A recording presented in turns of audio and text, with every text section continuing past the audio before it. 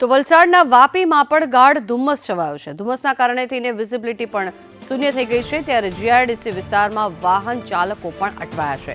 Air pollution વધતા જીઆઈડીસીનો નજારો બદલાઈ ગયો છે। ત્યારે જીઆઈડીસી આસપાસ લોકોને શ્વાસ લેવામાં પણ સમસ્યા ઊભી થઈ હોય તે પ્રકારના અહીંયા દ્રશ્યો સામે આવી રહ્યા છે।